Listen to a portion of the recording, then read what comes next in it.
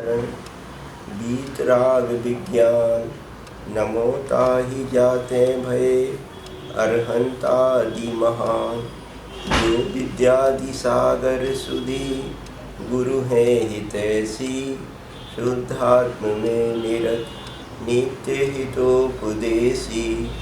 वे पाप ग्रीष्म ऋतु में जल है सयाने। पूजून है सतत केवल ज्ञान पाने। पूजून है सतत केवल ज्ञान पाने। पूजून है सतत केवल ज्ञान पाने। यह राग आग दहे सदा ताते समामृत सेये। चिर भजे विषय कसाए अब तो त्याग निज पद बेये।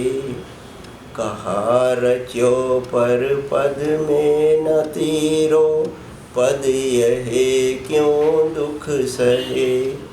अब दौल हो सुखी स्वपद रच दाओ मत चूको यह। छह ढाला।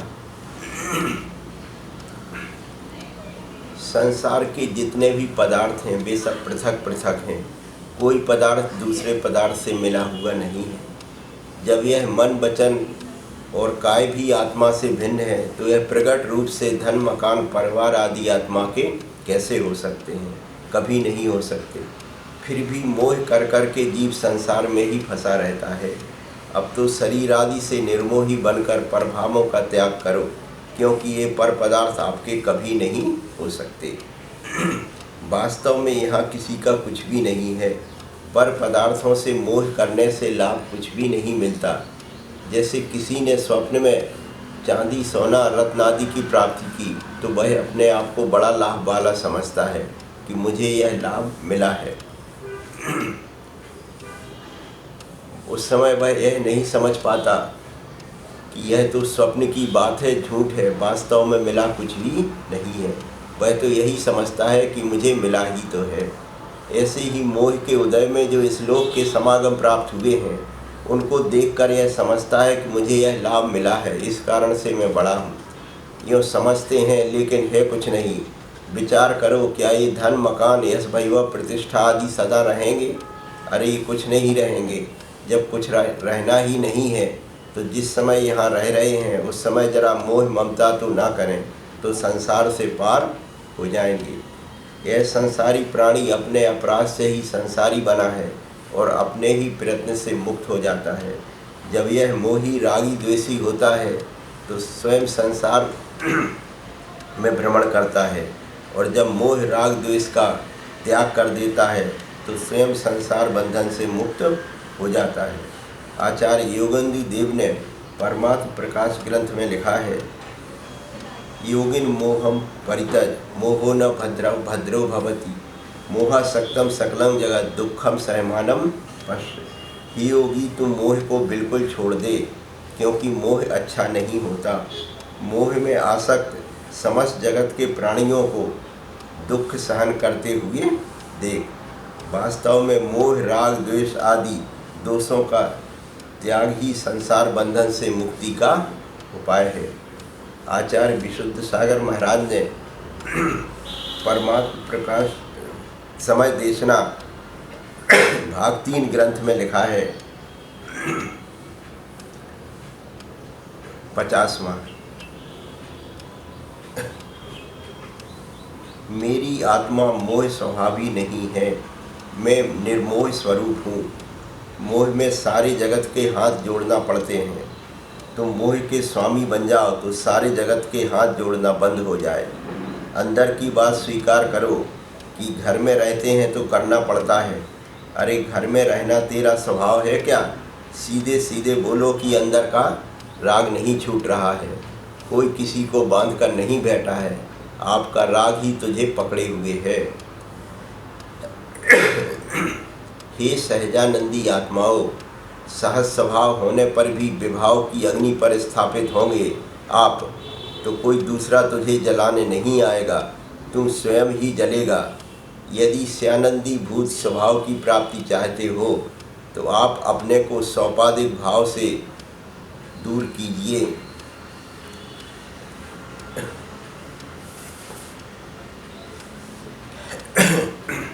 हे मुमुक्षु, आप कर्म से मुक्त होने के लिए आए हो। आपके मन में भाव आ गया कि मेरा पूरे देश में नाम हो जाए। तू मुनिराज था, सत्य बताना, तू कर्म मांग रहा था कि धर्म मांग रहा था? 148 कर्म प्रकृतियों में यशा कीर्ति नाम की प्रकृति है। तू नाम ख्याति के चक्कर में पड़ गया। आखिर में तेरे कर्म से रहित होने की भावना ही समाप्त हो गई। मोक्ष मार्ग में आ जाना और मुक्ति का भाव जीवन में बनाकर रखना बहुत कठिन है। यहाँ आकर झमेले में पड़ जाते हैं जी। इसलिए एक कर्म भी जीव के नहीं हैं।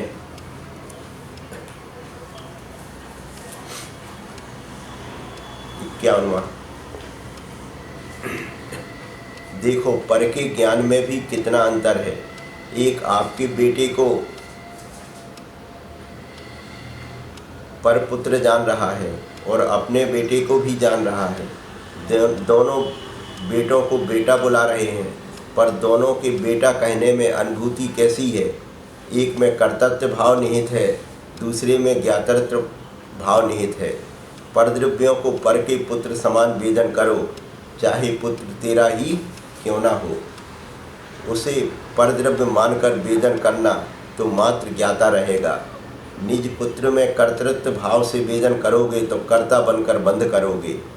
जैसे पर पुत्र को मैं पर पुत्र मानकर वेदन कर रहा हूँ, ऐसे ही संसार शरीर भोगों को पर पुरुष मानकर वेदन करो और एक निज आत्मद्रव्य को निज पुत्र जैसा देखो।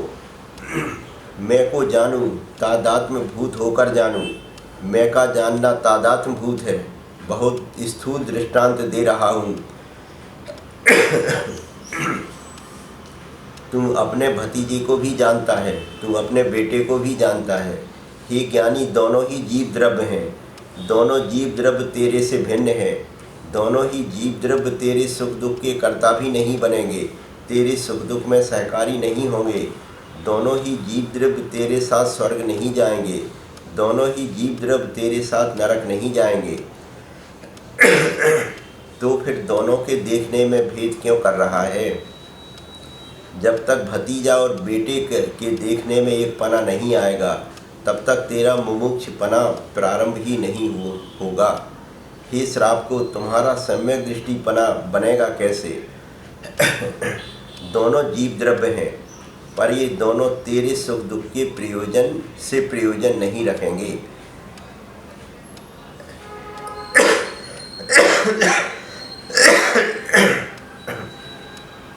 तेरे से भिन्न है, तू उनसे भिन्न है, फिर बधा किससे है? क्या राग तेरी आत्मा का ध्रुव स्वभाव है? क्या राग मेरी आत्मा का ध्रुव स्वभाव है? क्या राग मेरी आत्मा का तादात्म्य भाव है? जो तादात्म्य भाव नहीं है, उस राग को मैं अपना क्यों स्वीकार रहा हूँ? राग के कार्यों को अपना कार्य मान लेना, यही बहिरात्मा की शुद्ध पहचान है। राग के कारणों को भी तू अपना कह रहा है। जब राग मेरा नहीं है, फिर राग के संबंधों में राग क्यों कर रहा है?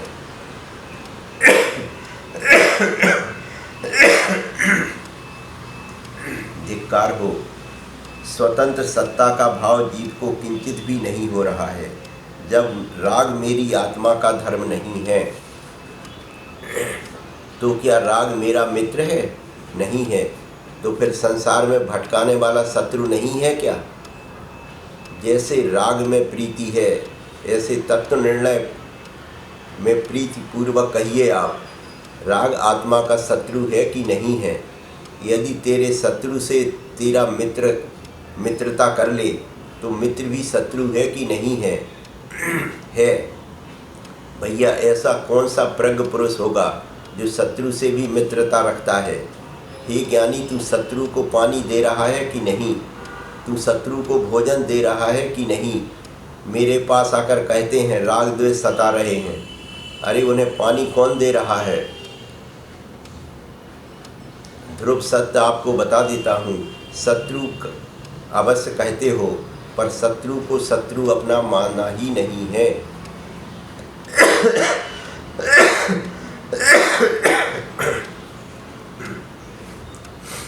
ये ऊपर की बातें हैं, हमारे विद्वान आकर कहकर चले जाते हैं और आप सुन लेते हो। ध्रुव सत्य है कि विद्वानों ने कहा, आपने सुना, वो भी राग को ही पाने आया है। आपका राग व्यवहार पक्ष में है, दूसरे का राग निश्चय पक्ष में है। दोनों शत्रु को पानी पिला रहे हैं और कुछ नहीं है। एक को निश्चय की भाषा सुहा रही है, दूसरे को व्यवहार की भाषा सुहा रही है। जो निश्चय व्यवहार से शून्य भगवान आत्मा है, उस पर दृष्टि जाती कहाँ है। किसी के माइक से व्यवहार पक्ष निकल रहा है, किसी के माइक से निश्चय पक्ष निकल रहा है। जब तक पक्षातीत दशा नहीं बनेगी, तब तक रागियों से, शत्रुओं से तेरी शत्रुता का अभाव हुआ ही नहीं है।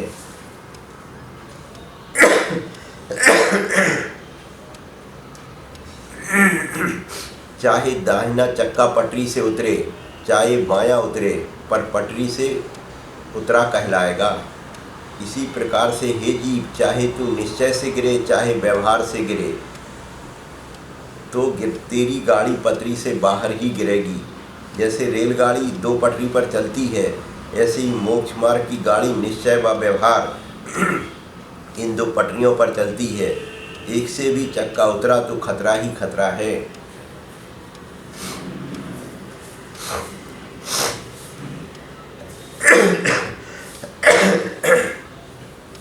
बावनवा,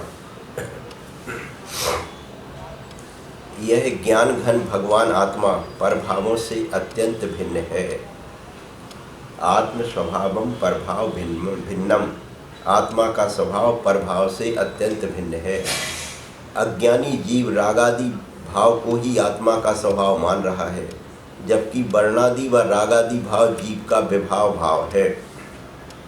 वर्णादि तो जीव का विभाव भाव भी नहीं है, वह तो पुद्गल का भाव है।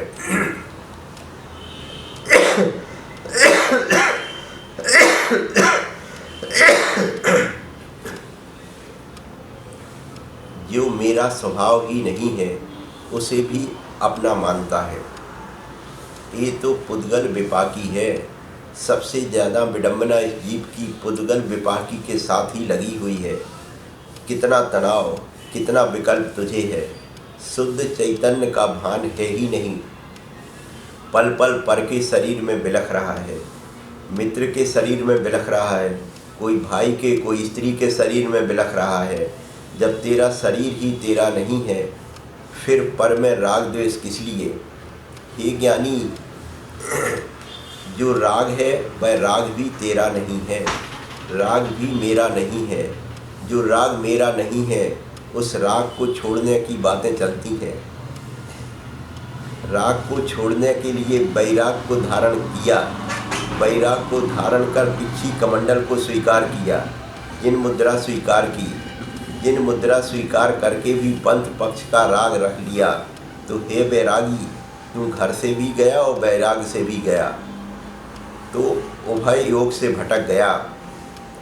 तू घर को जानकर छोड़कर आया और तेरे भीतर पक्ष का राग नहीं गया, तो पक्षी तो बन जाएगा पर मोक्ष पथिक नहीं बन पाएगा। आपको घबराहट नहीं होती सुनकर कि जब राग ही मेरा नहीं है। राग जड़ कर्म है, द्रव्य कर्म व नौ कर्म जड़ है, जिससे हमारा व्यापक भाव नहीं है। मेरी आत्मा का तादात्म्यभूत भाव तो ज्ञान दर्शन मात्र है, जो मेरे से कभी नहीं छूटेगा, लेकिन राग द्वेष छूटेगा। आश्चर्य देखो, राग द्वेष छूटेगा तब भगवान बनेगा। जो इतना प्रबल शत्रु हो कि मेरी भगवत शक्ति को छीन रहा हो, ऐसे शत्रु को हम कितने दुदार से पुचकार कर अपने साथ रखते हैं। आप सम्मानीय पुरुष थे, पर आपका सम्मान तो दूर, आपसे बैठने तक का भी नहीं पूछा। उस समय अपने परिणामों से पूछना।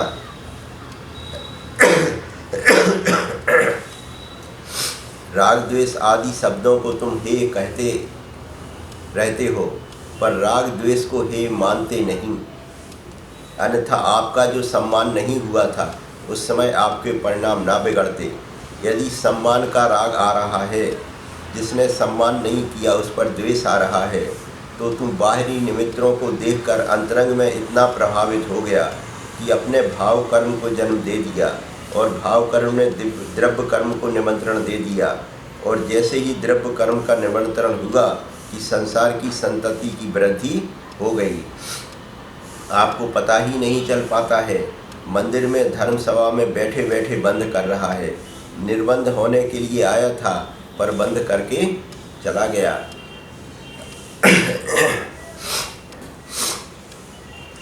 राग द्वेष तुझे पकड़ते ही नहीं है, तू राग द्वेष करता है। राग द्वेष करते समय क्या तुझे ज्ञात नहीं होता है? राग द्वेष करने के पहले आपको पता रहता है कि इससे राग द्वेष होगा। संसार बढ़ने के साधनों को बहुत अच्छे से मन से विवेक पूर्वक निमंत्रण आमंत्रण देते हैं। ज्ञानी कदाचित किसी जीव की संपत्ति का विनाश हो गया, अभी बताइए कि अच्छा हुआ कि बुरा हुआ?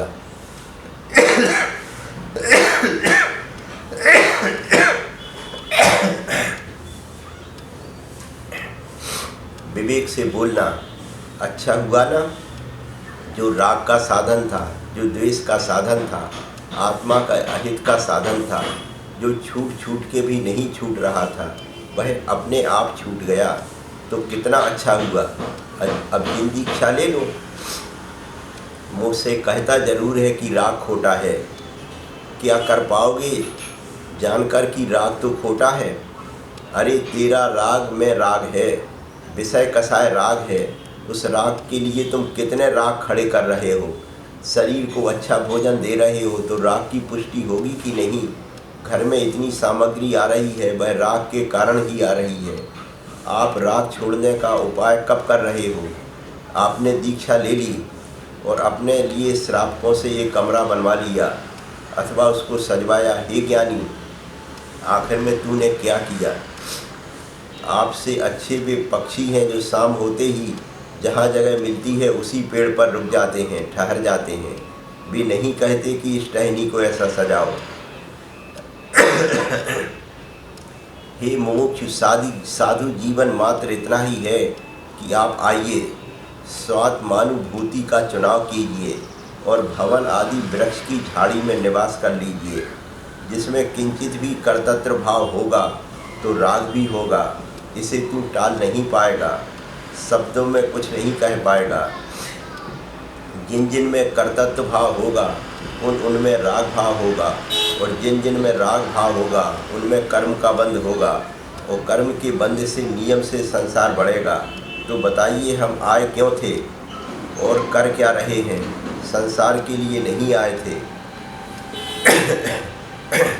तुम त्यागी इसलिए नहीं बनो कि मैं ज्ञानी बन जाऊं, पर इसलिए ज्ञानी जरूर बनो कि मैं अहंकारी ना बन जाऊं, अभिमानी ना बन जाऊं। अपने पास जितना श्रुत है वह आचार्य भगवान का समय सार ही आत्म प्रभात पूर्व का अंश मात्र है। इतना महानतम ग्रंथ एक अंश है तो आत्म प्रभात पूर्व कितना विशाल होगा। उस अध्यात्म योगी से पूछो जो यह लिख कर गए हैं।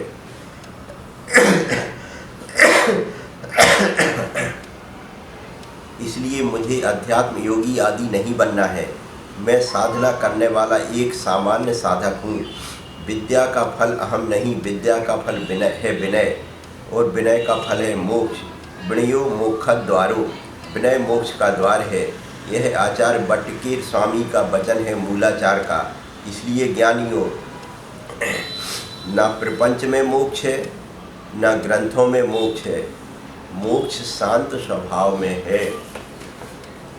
आध्यात्मिक भजन पहला।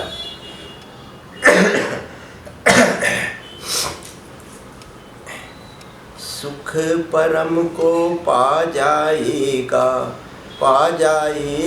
धर, जान स्वभाव को, जान स्वरूप को, जान तत्व का मर।